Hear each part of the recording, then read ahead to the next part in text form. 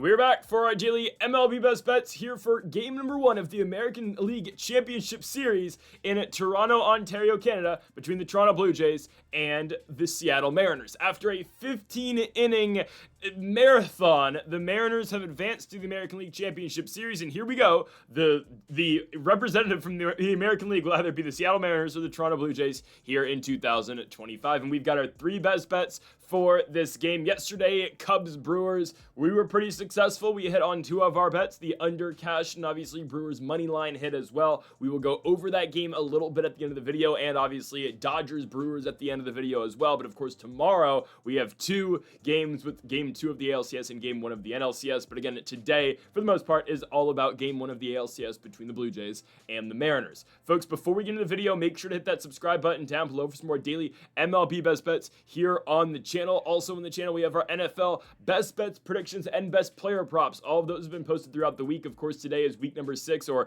I guess the Sunday portion of week number 6 with the NFL season. So make sure to go check those videos out, linked in the description down below. Let's do it. First of our 3 best bets for game number 1 of the American League Championship Series, and we kick things off with the King of New York. Is he the King of New York? I mean, there's a lot of villains, I guess, in the city of New York recently. Obviously, a few years ago, Trae Young. Last year, obviously, Tyrese Halliburton. And then this year, or I guess now, it's Vladimir Guerrero.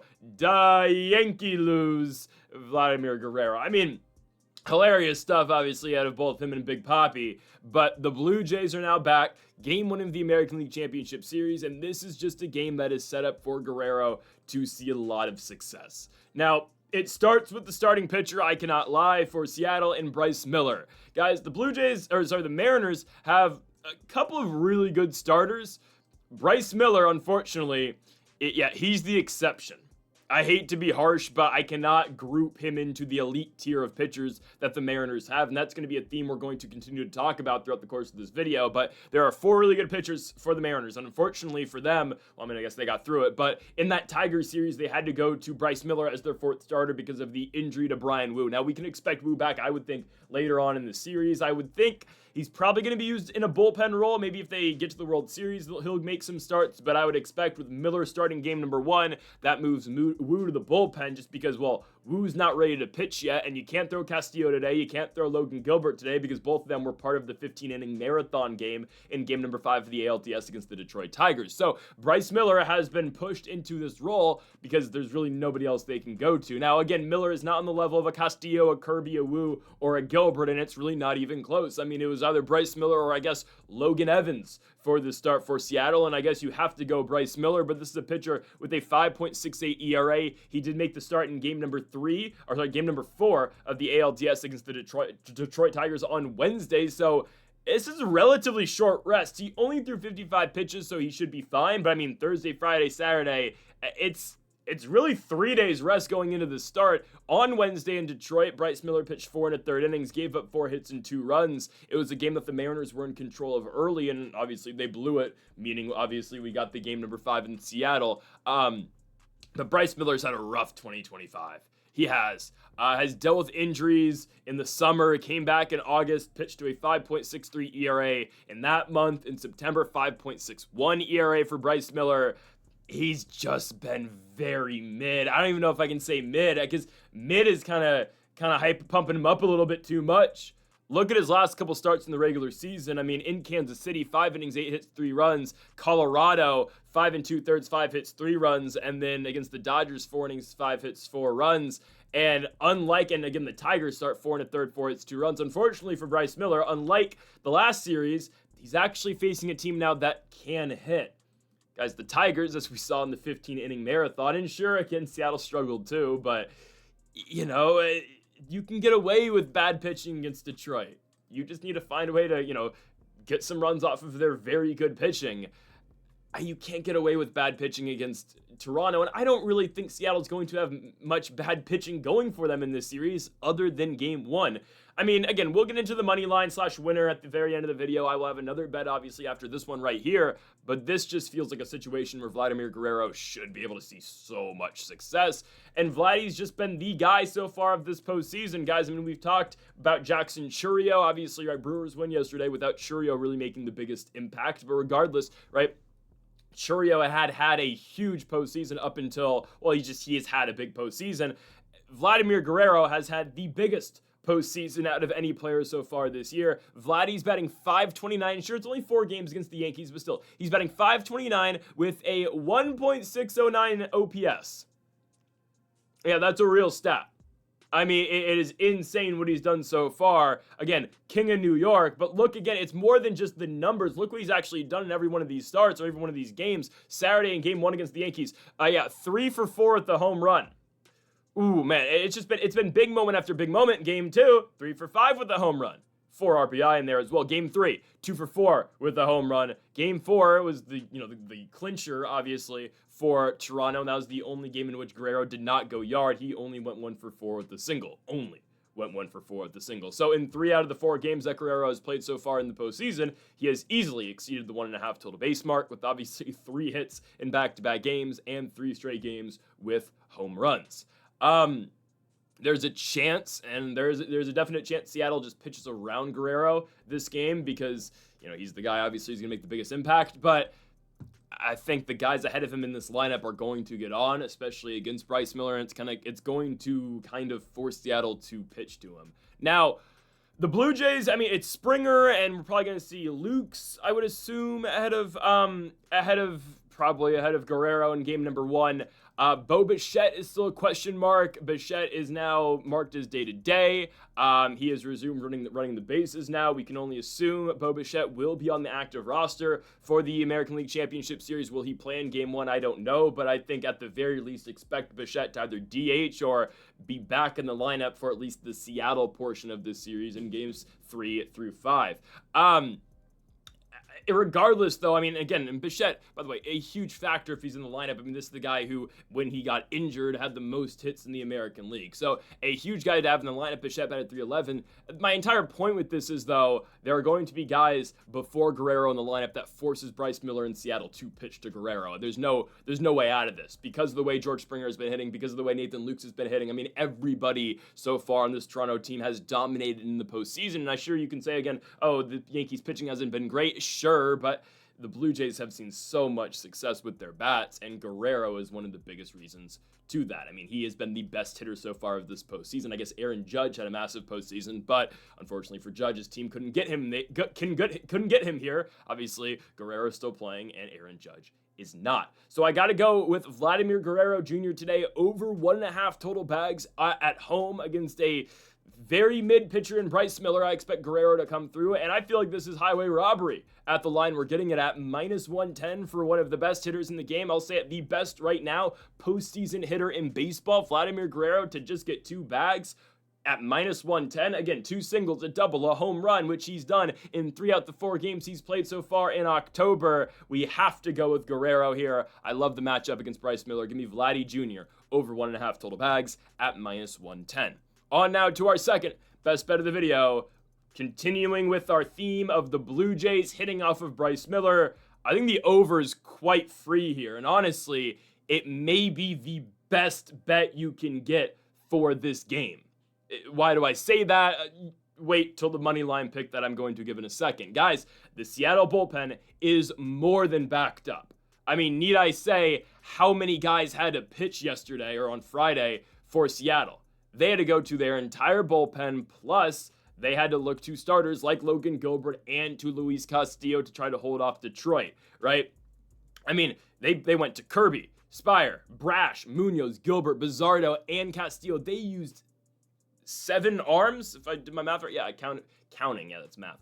I counted right. 7 arms they had to use in game number 5 of the ALDS. Now, there are some other arms left, but you would think that they need some length out of Bryce Miller. And for as much as the Mariners absolutely want to win game number 1, you don't have the entirely same sense of urgency in a game 1 of a 7-game series than you do in a 3 in the wild card round. Obviously, Seattle didn't play in that, or in a 5 as they just got done with Detroit. Again, you want to win every single game, but if it gets to a point where, okay, Toronto's up 4-0 early against us, and yeah, we can try to salvage it by going to the bullpen, to a worked bullpen, or do we kind of just leave Bryce Miller out to dry? I believe that's the right expression. We just leave him out there and kind of let him get hammered, right? I'm not saying that's entirely how the game's going to work, but I believe they're going to need Bryce Miller to go 5 innings, at least. I think potentially 6.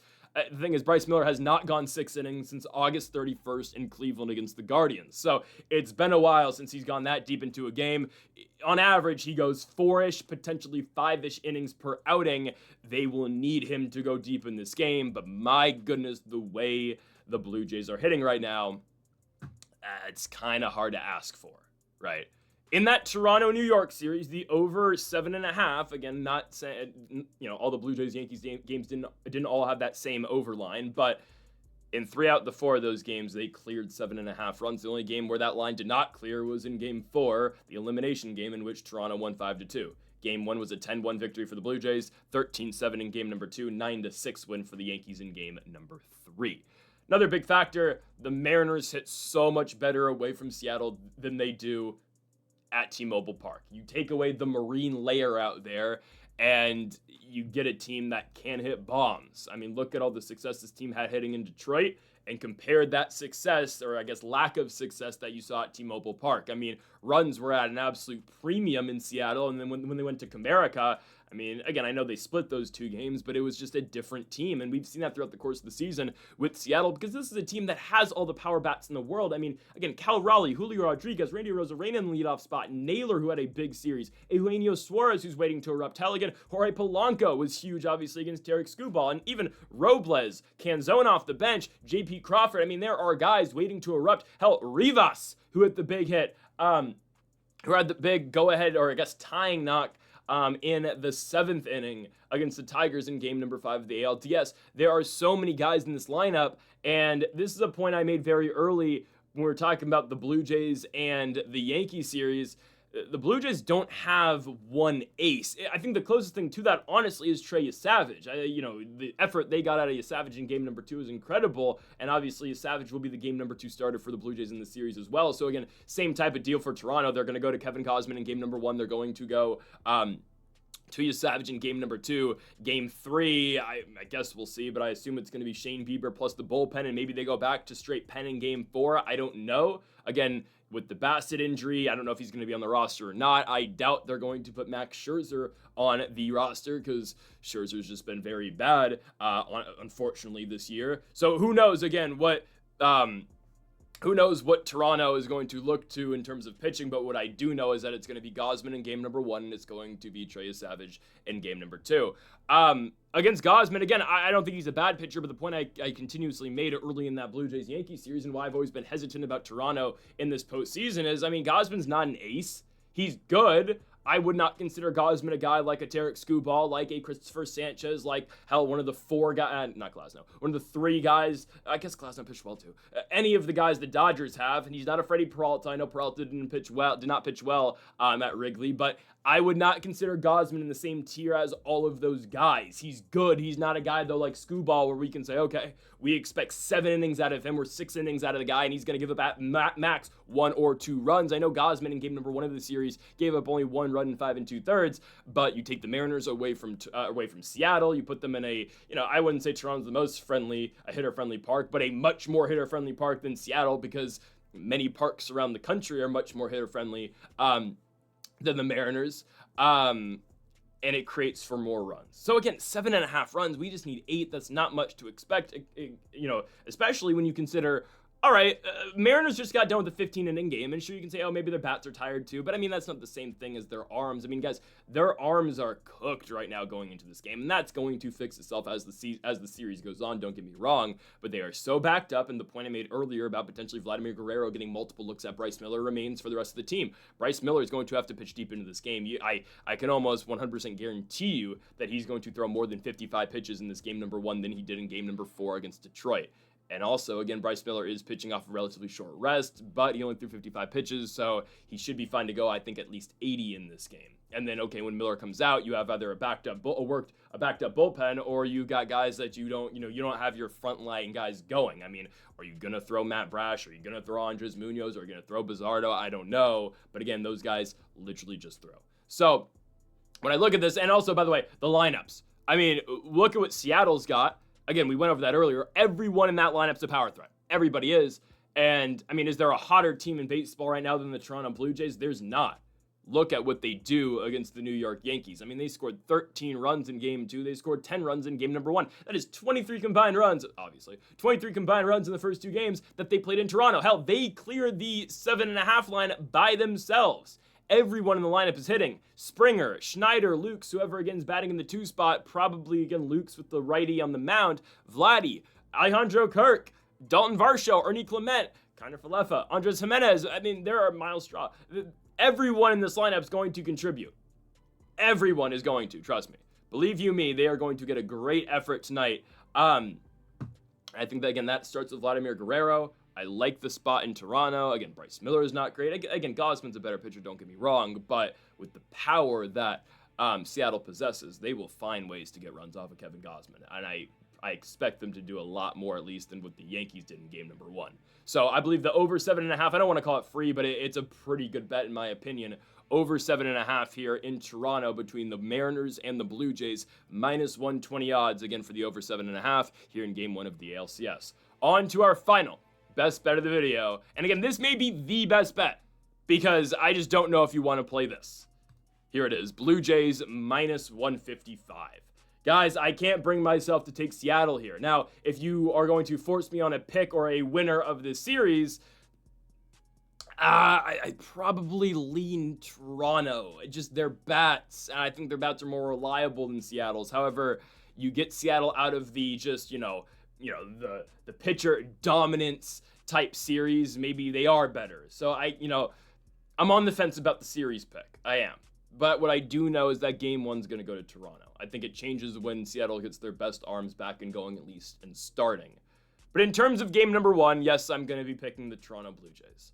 I find it hard to believe that they won't win this game. I mean, regardless of who had won that 15-inning game in game 5 on Friday night, you looked at the turnaround and, oh yeah, you got to go straight to Toronto. I mean, you play on Friday and then you got to play again on Sunday up in a different country up north. I mean, and that's not a close ride. That's not a close plane ride over from Seattle either. I mean, I don't know my Canadian geography the best, but pretty sure Toronto's like above New York, or above Buffalo. So that's not an easy flight over. There's a lot of travel involved. You had to play a super late night game. That game ended at 10 o'clock. That means you're not leaving Seattle at least until the next morning, obviously, but you're going on limited rest, and it's just, that's tough to do, man. It is.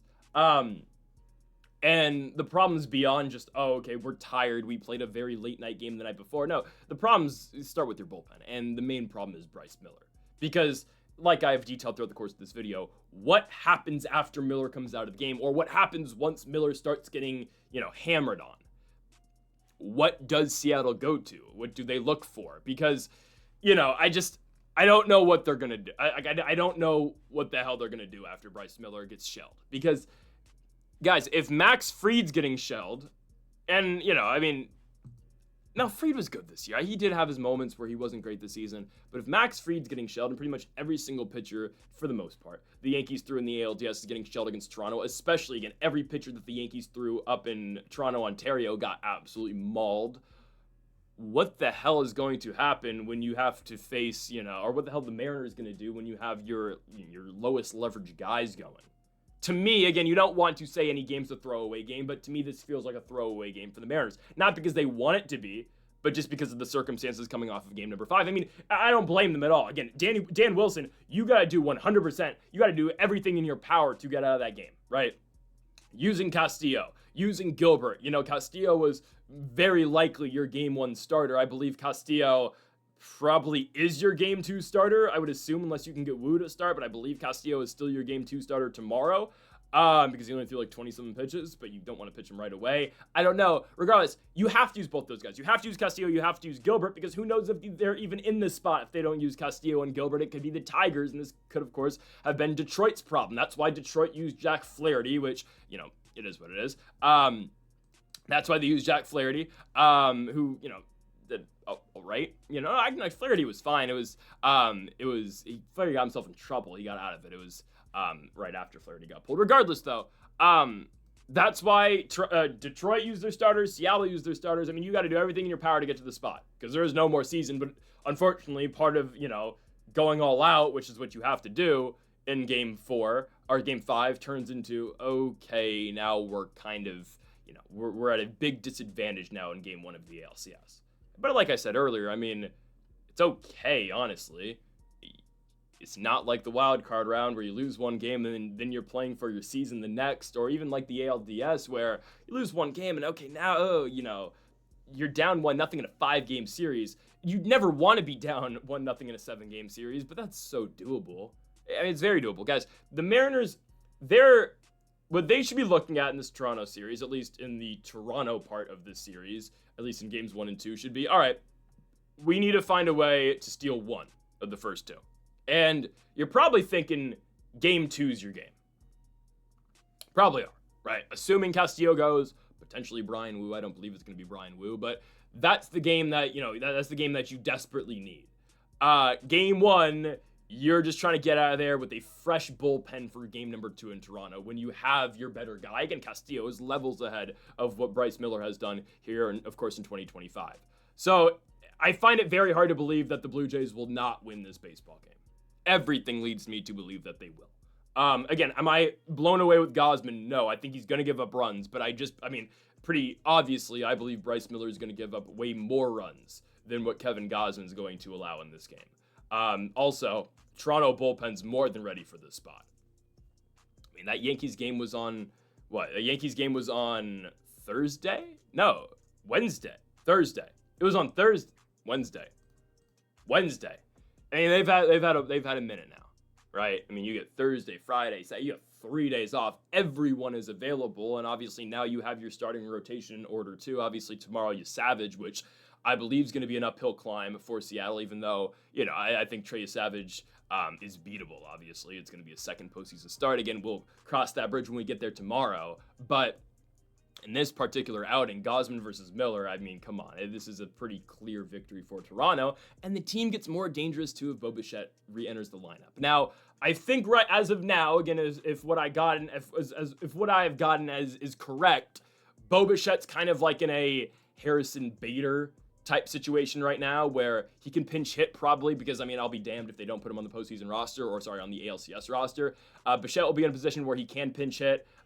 Probably once he pinch hits, you have to take him immediately out the game, or maybe he can just DH the entire game, just can't play the field, can't play shortstop. I don't know, but I think eventually in this series they're preparing for Bo Bichette to start. But again, just his presence, if he's DHing or if he's just a pinch hitter, regardless, like when Bichette is fully back in the series, the presence he has is absolutely insane. And obviously, again, that's another guy who just makes it so much tougher on an opposing pitching staff, especially because, okay, well, we're worrying about Guerrero, we're worrying about Springer, and okay, here comes Bo Bichette as well. So again, I'm going Toronto money line in this game. It's valued at -155. To be honest with you, I don't love the -155. If I had to bet anything from this slate, I'd probably bet the over. I just expect a lot of runs with Bryce Miller and the backed up Seattle bullpen against the Jays again, and against Gausman, who I think is going to give up runs too, but is going to do enough to win the baseball game. So our final best bet of the video again is Toronto Blue Jays money line -155 at home from Toronto, Ontario, Canada, against the Seattle Mariners. Real quickly, before we end the video, I will talk a little bit about Game 5 of the NLDS yesterday between the Milwaukee Brewers and the Chicago Cubs.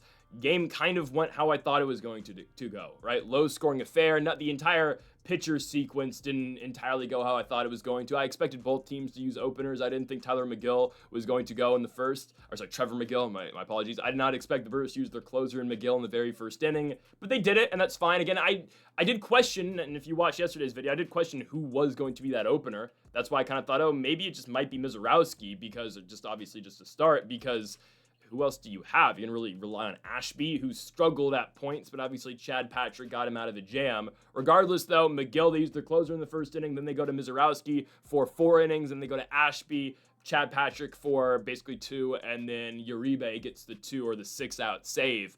But a low-scoring game, right? Contreras hits a home run in the first inning. Seiya Suzuki hits another home run in the second inning. Andrew Vaughn hits a solo shot in the fourth, and Bryce Churang adds on the insurance run in the bottom of the 7th inning. So Milwaukee now heads into this Dodgers series where they are pretty sizable underdogs. I will check the line right now, but I know in game number 1, they are quite, big dogs. Yeah, plus 130 for the Brewers, minus 155 for the Los Angeles Dodgers. And in terms of series winner, Dodgers minus 210, Brewers coming back at you at plus 175. In terms of the ALCS, by the way, Blue Jays minus 125, Mariners plus 105. Kind of surprised that is that close.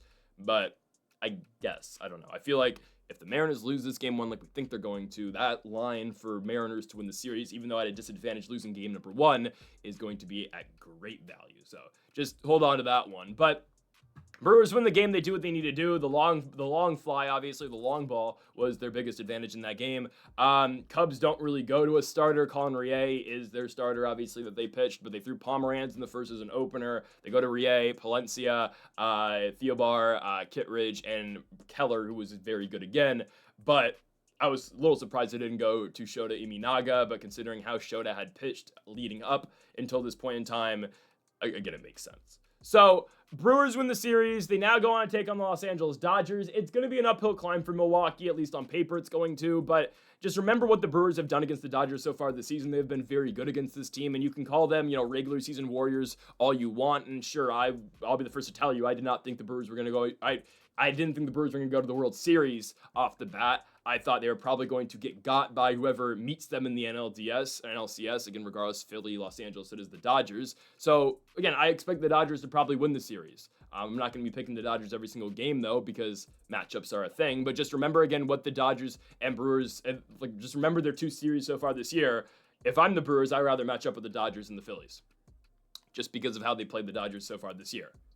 Milwaukee 6-0 this year against the Los Angeles Dodgers. So we're going to dive on to that tomorrow. Of course, we will have game number 2 of the ALCS between the Blue Jays and the Mariners. So we'll reassess what we saw in game number 1 and obviously tackle game number 2 tomorrow. And then obviously game 1 of the National League Championship Series between Milwaukee and Los Angeles coming up tomorrow as well. Or I guess, yeah, tomorrow morning we'll go over it. So folks, thank y'all for watching our best bets, again, for game number 1 of the ALCS between the Blue Jays and the Seattle Mariners. If you have not yet, though, make sure to hit that subscribe button down below for more. Make sure to leave a like if you did enjoy the video. Make sure to comment if you do disagree with any of the picks. We'll be back tomorrow again for more daily MLB best bets. Folks, thank y'all for watching, and Mamba forever.